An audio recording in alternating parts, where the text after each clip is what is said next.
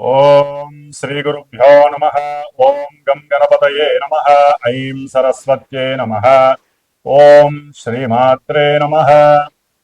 ఓం నమో ప్రాతపతయే నమో గణపతయే నమః. ప్రమథపతయే నమస్తే అస్తు లంబోదరాయ ఏకదంతాయ విఘ్న వినాశినే శివసుతాయ శ్రీవరదమూర్తయే నమో నమః. శ్రీ మహాగణాధిపతయే నమః. జపాకుసుమ సంకాశం కాశ్యపేయం మహాద్యుతిం తమోరిం సర్వభావజ్ఞం ప్రణతోస్మి దివాకరం. ఓం శ్రీ సూర్యనారాయణాయ నమః. ఓం వజ్రనఖాయ విద్మహే తీక్ష్ణదగ్ముష్ట్రాయ ధీమహి తన్నో నారసింహ ప్రచోదయాత్. శ్రీ లక్ష్మీ నారసింహస్వామినే నమో నమః.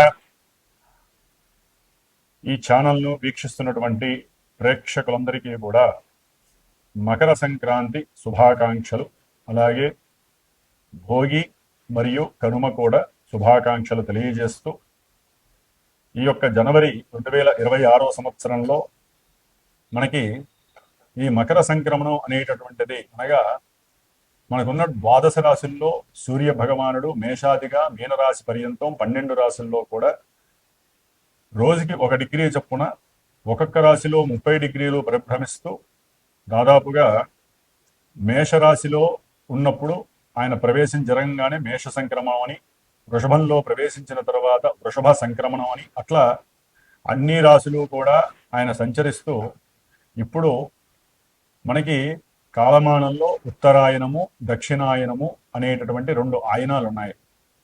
అంటే మనకి సంవత్సరం ఎట్లయితే విశ్వావసునామ సంవత్సరాలు అట్లా సంవత్సరాలుగా 60 ఉంటాయో, దాని తర్వాత ఆయనాలు 2 ఉంటాయి. దాంట్లో సూర్య భగవానుడు కర్కాటక రాశి నుంచి మకర రాశి వరకు సంచరించేటటువంటి ఆ కాలాన్ని దక్షిణాయన పుణ్యకాలం అంటారు.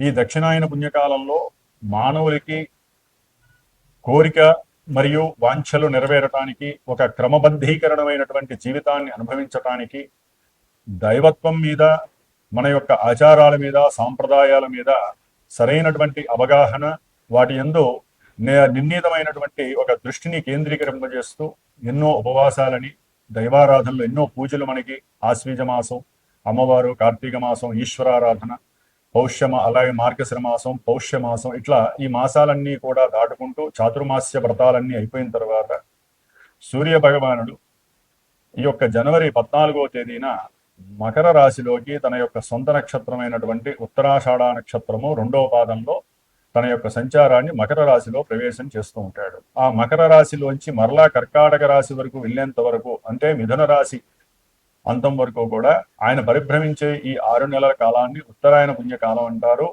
ఈ ఉత్తరాయణ పుణ్యకాలంలో దేవతలందరూ కూడా చాలా ప్రీతిగా సూర్యారాధన, దేవతారాధనలో వారు దేవతలు ఆరాధన చేసుకునేటటువంటి సమయం. కాబట్టి ఉత్తరాయణ పుణ్యకాలంలోనే చాలా విశేషమైనటువంటి గృహప్రవేశాలు కావచ్చు, శంకుస్థాపనలు కావచ్చు, బ్రాహ్మణుల యొక్క ఉపనయనాలు కావచ్చు, అట్లాగే దేవతా ప్రతిష్టలు కావచ్చు, ఇట్లా ఎన్నో విశేషమైనటువంటి లోకహితార్థమైనటువంటి దైవ కార్యక్రమాలు జరుగుతూ ఉంటాయి ఈ ఉత్తరాయణ పుణ్యకాలంలో. కాబట్టి ఎప్పుడైతే ఈ సూర్య భగవానుడు మనకి ఈ సంవత్సరం ముఖ్యంగా 14వ తారీఖున బుధవారము బహుళ ఏకాదశి రోజున గండయోగంలో బాలవకరణంలో ఈ పౌష్యమాసంలో విశ్వావసు నామ సంవత్సరంలో మధ్యాహ్నం పూట 2 గంటల నుంచి 3 గంటల మధ్యలో స్వామివారు సూర్య భగవానుడు ధనస్సు రాశి నుంచి నిష్క్రమించి మరి మకర రాశిలోకి సంచారాన్ని ప్రారంభం చేస్తాడు. ఆయన అంటే వచ్చేస్తాడు ఆ సమయానికి. సరే, కొన్ని పంచాంగాలలో మనకి రాత్రి కాలం 8 చెప్పి ఇచ్చారు. సరే, ఎవరి లెక్కలు వాళ్ళకు ఉంటాయి. దృగ్గణితాలని, పూర్వగణితాలని, రకరకాల గణితాలు ఉంటాయి. ఏదేమైనప్పటికీ ఎక్కువగా మనకి ఈ మధ్యాహ్నం పూట 14వ తారీఖు ఈ యొక్క సమయాన్ని మకర సంక్రాంతి అని మనం చెప్పుకోవాలి. అయితే అపరాహ్న సమయం దాటిపోయింది కాబట్టి ముఖ్యంగా ఈ సంక్రమణం విశేషం ఏంటంటే, ఈ ఉత్తరాయణ పుణ్యకాలం ప్రారంభంలో ఎవరైతే చనిపోయినటువంటి వారికి, అనగా తల్లిదండ్రులు కావచ్చు, తాత ముత్తాతలు కావచ్చు, వారి యొక్క తాత ముత్తాతలు కావచ్చు, వాళ్ళందరి యొక్క గోత్రము, పేర్లు చెప్పి ఎవరైతే మరి తర్పణాలు వదిలి బ్రాహ్మణుడికి విశేషంగా అన్నదానం కానీ, బ్రాహ్మణులకి విశేషంగా స్వయంపాక దానాలు కానీ, తమకు తోచిన విధంగా గోదానాలు కానీ ఇస్తారో ఆ యొక్క విశేష పుణ్య ఫలితము వారికి మోక్షప్రాప్తి, స్వర్గప్రాప్తితో పాటుగా ఈ కార్యక్రమాలు నిర్వర్తించడం ద్వారా ఇక్కడ భూలోకంలో వీరి యొక్క సంతతి, వీరి యొక్క వంశము వృద్ధి చెందుతుంది, గోత్రము నిత్యము కూడా వృద్ధి చెందుతుందని చెప్పి మన యొక్క పూర్వీకులు చెప్పి ఉన్నారు. కాబట్టి ఈ యొక్క మకర సంక్రాంతి మరి మిట్ట మధ్యాహ్నం అపరాహ్నం కూడా దాటిపోయి వెళ్ళిపోయింది కాబట్టి మనకి దాదాపుగా 8 గంటల సమయం ఉంటుంది ఈ యొక్క పుణ్యకాలము.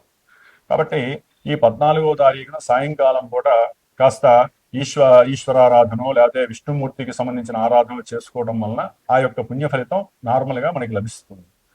అయితే మనకి 15వ తేదీన మకర సంక్రాంతి అంటారు. 14వ తేదీన భోగి జరుగుతుంది, 15వ తేదీన మకర సంక్రాంతి జరుపుకోవాలి. మకర సంక్రాంతి మరి ఉదయం పూట సూర్యోదయం తర్వాత కొన్ని గంటల తర్వాత వీరు ఈ యొక్క పితృ కార్యక్రమాలు చేసుకునేటటువంటి అర్హత కలుగుతుంది మధ్యాహ్నము అపరాహ్న సమయంలో వరకు కూడా. కాబట్టి మధ్యాహ్నం 11 నుంచి 2-3 వరకు కూడా 15వ తారీఖున ఈ ఉత్తరాయణ పుణ్యకాలంలో సూర్య సంక్రమణం సందర్భంగా ఎవరైనా పితృపుణ్యకార్యాలు చేసుకోవచ్చు. అలాగే మనకి కనుమ 16వ తేదీకి అయిపోయింది. 14, 15వ తేదీ భోగి, మకర సంక్రాంతి మరియు కనుమ. కాబట్టి ఈ 3 పండుగలు కూడా విశేషంగా జరుపుకోవాలి. ముఖ్యంగా ఈ మకర సంక్రమణం జరిగేటటువంటి సూర్య భగవానుడికి మనము సంక్రాంతి పురుషుడు అని చెప్పి మనకి చెప్తూ ఉంటారు. ఈ సంక్రాంతి పురుషుడు యొక్క విశేషాన్ని మనం ఒక్క నిమిషం తెలుసుకోగలిగితే గనక ఆయన వాహనారూఢుడై అంటే వ్యాఘ్రము యొక్క వాహనారూఢుడై మకర రాశిలో ప్రవేశిస్తున్నాడు. ధనస్సు రాశి వారికి ఈ జనవరి 14వ తేదీ నుండి ఫిబ్రవరి 13వ తేదీ వరకు కూడా గ్రహస్థితిని కనుక మనం పరిశీలించినట్లయితే మరి ద్వితీయ స్థానంలో మకర రాశిలో చతుర్గ్రహ కూటమి, రవి మహానుభావుడు, అట్లాగే కుజ మహానుభావుడు, ఈ ఇరువురు కూడా ఈ నెలలాళ్ళు కూడా ద్వితీయంలో ఉండటం, తండ్రితో ఆప్యాయతగా కుటుంబంలో ఆనందంగా మాట్లాడడం, తండ్రి ద్వారా కొంతమంది విశేషమైనటువంటి ధనార్జన చేయటము, పిత్రార్జితం ద్వారా కావచ్చు, లేకపోతే వీరుకున్నటువంటి సెల్ఫ్ కాన్ఫిడెన్స్ కావచ్చు, లేకపోతే గవర్నమెంట్లో అంతకుముందు ఏదైనా పెట్టుబడులు పెట్టుంటే, లేకపోతే ఏదైనా కరెన్సీ రూపకంగా మీరు ఏమైనా పెట్టుబడులు పెట్టుంటే అవన్నీ కూడా మీకు ధన లాభం కలగడానికి ఎక్కువ అవకాశాలు ఉన్నాయి. అంటే విశేషమైనటువంటి షేర్స్ కావచ్చు, లేకపోతే పెట్టుబడులు కావచ్చు, అలాగే గృహాల మీద పెట్టుబడులు కావచ్చు, సంతానం పేరు మీద ఏదైనా అంతకుముందు తెలియకుండా గోప్యంగా ఏదైనా పెట్టుంటే కనుక దాని పరంగా మీరు చక్కగా బ్యాంక్ అకౌంట్ లో మంచి ధనము పడేటటువంటి అవకాశాలు కనిపిస్తాయి. 4 గ్రహాలు అక్కడ ఉండటం చాలా విశేషము. ముఖ్యంగా రవికుజులు ద్వితీయంలో ఉండటం వలన కుటుంబంలో కొన్ని ఆగ్రహోపేతమైనటువంటి మాటల వలన, అట్లాగే మనోవికారాల వలన, మీ మాట వలన కొన్ని దోషాలు కలుగుతున్నప్పటికీ కూడా ఆ కుజగ్రహము ఉచ్చస్థితిని పొంది ఉండడం ద్వారా మీకున్నటువంటి ఏకాగ్రత పొజిషన్స్ ఎక్కువయ్యి ధనం మీద, సంపాదన మీద అత్యధికంగా మీకు సెల్ఫ్ కాన్ఫిడెంట్ ఎక్కువ పెరుగుతూ ఉంటుంది. ఏ విధంగానైనా సరే దైవారాధన ఎక్కువ చేయాలి, లేకపోతే తల్లిదండ్రులని గౌరవించాలి, వారి ద్వారా వారి ఆశీర్వచనము, నేను చేసుకున్న పూర్వపుణ్య ఫలం వలన, జన్మల్లో చేసుకున్న పూర్వపుణ్య ఫలం వలన నాకు విశేషమైనటువంటి ధన సౌఖ్యం కలుగుతుంది అని చెప్పి వీరు మనస్ఫూర్తిగా అనుకోవడం ద్వారా విశేషమైనటువంటి ధనార్జన చేస్తారు. అట్లాగే వ్యాపారాదుల్లో చాలా చక్కటి ఆర్జన కనిపిస్తోంది. ఉద్యోగంలో కూడా వీరికి అకస్మాత్తుగా ఉన్నట్టుండి ప్రమోషన్స్ కలిగి ధనము వృద్ధి చెందే అవకాశం కలుగుతుంది. బ్యాంకుల్లో కొంతమందికి గవర్నమెంట్ త్రూ కొన్ని డబ్బులు పడే అవకాశం ఉంటుంది. దేనికో తెలియదు. అది అంటే వారి యొక్క పిల్లల యొక్క చదువు రీత్యపడచ్చు, లేకపోతే వీరు ఏదైనా పెట్టిన పెట్టుబడుల ద్వారా, అంటే బాండ్స్ పెట్టుకుంటారు కదా, ఆ బాండ్స్ అయిపోయిన తర్వాత మీరు వెళ్ళి సంతకం పెట్టిన తర్వాత డబ్బులు పడచ్చు, లేకపోతే మీకున్నటువంటి బంగారం ఏదైనా కొని ఉంటే కనుక ఆ బంగారాన్ని నమ్మటం ద్వారా కావచ్చు. అంటే విశేషంగా ధనము బ్యాంకులో నిల్వ ఉండటం అనేది జరగడానికి అవకాశాలు ఉంటాయి. అదే ఒక స్థలం అమ్మటం ద్వారా కూడా మీకు బ్యాంకులో డబ్బులు పడే అవకాశం ఉంటుంది. కాబట్టి మాట దగ్గర మాత్రం కొంచెం జాగ్రత్తగా మాట్లాడండి. బంధుమిత్రాలతో కానీ, వ్యాపార భాగస్వాములతో కానీ, లేకపోతే ఆ భార్య తరపు బంధువులతో కానీ, తండ్రితో కానీ కొంచెం జాగ్రత్తగా మాట్లాడితే మీకు ఏ విధమైనటువంటి సమస్యలు అయితే ఉండవు. ఏదేమైనప్పటికీ కూడా సప్తమంలో ఉన్నటువంటి గురుబలం మిమ్మల్ని కాపాడుతూనే ఉంటుంది. అర్ధాష్టమి శని మీకు శని యొక్క దృష్టి వలన ఆరోగ్యపరంగా చాలా ఇబ్బందులు పడుతున్నారు. అవన్నీ కూడా కొంచెం తొలగే అవకాశం కనిపిస్తోంది. అర్ధాష్టమి శని వలన ఆ వాహనాల యొక్క ఆ, వాహనాల్లో పోయించేటటువంటి పెట్రోల్ డీజిల్ పరంగా ధనము వృధాగా ఖర్చు అవ్వటము, లేకపోతే ఏదైనా ఒక గృహ కట్టడ విషయంలో కొంత మోసపూరిత అంటే పనిచేసే మేస్త్రుల ద్వారా మీరు కొంత ధనాన్ని నష్టపోవటము, వారితో మాట్లాడే సంభాషణలో కొంత కోపోద్రిక్తమైనటువంటి విషయాల పరంగా మీరు ఏదైనా ఇబ్బందులు పడడం జరిగే అవకాశం ఉంటుంది. ఏదేమైనప్పటికీ కొంచెం ప్రయాణాలు అంటే అన్య స్త్రీలతో ప్రయాణాలు మీకు దాదాపు ఫిబ్రవరి 6 తర్వాత ఎవరో ఒక స్త్రీ సేవకా రంగంలో వాళ్ళు పనిచేసేటటువంటి సేవకా రంగంలో కావచ్చు, భార్య యొక్క స్నేహితురాలు కావచ్చు, లేకపోతే భార్య పనిచేసేటటువంటి ఆఫీస్ ద్వారా ఎవరైనా పరిచయం అయితే వారి ద్వారా కావచ్చు, ఏదైనా కాస్త ప్రయాణం చేస్తూ ఆ ప్రయాణంలో మీకు కలిగేటటువంటి ఆ ఇబ్బంది గృహంలో ఒక మంచి సమస్యను సృష్టిస్తుంది. అందుకని కొంచెం జాగ్రత్తగా ఉండాలి. ఫిబ్రవరి 6 తర్వాత స్త్రీపరమైన దోషాలు ప్రయాణ రూపకంగా మిమ్మల్ని ఇబ్బంది పెడతాయి. ఎవరితో మాట్లాడినా సరే అది మీకు సమస్యగానే ఉంటుంది. కొంచెం జాగ్రత్తగా మాట్లాడండి. దాని ద్వారా మీకు మంచి ఆ, అనుకూలత కలిగే పరిస్థితి అయితే కలుగుతుంది. కాబట్టి తీర్థయాత్రలకి ఏదైనా సరే కొత్త ప్రదేశాలకు వెళ్ళి దైవధ్యానం చేయాలనేటువంటి తాపత్రయం మీకు కలిగే అవకాశాలు ఎక్కువగా ఉన్నాయి. ఏదేమైనప్పటికీ రవికుజుల యొక్క స్థానస్థితి బాలేదు కాబట్టి తప్పకుండా మీరు లక్ష్మీ నరసింహస్వామి హోమంలో మీరు కూడా పార్టిసిపేట్ కాండి.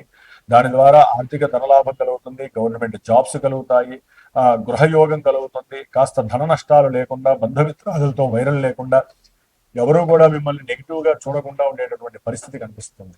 అర్ధాష్టమ శని దోష పరిహారార్థమై కాలభైరవార్చన మీకు చాలా చాలా విశేషము. రోజు కాలభైరవుడి యొక్క అష్టోత్తరాన్ని చదవండి, మీకంతా శుభం జరుగుతుంది.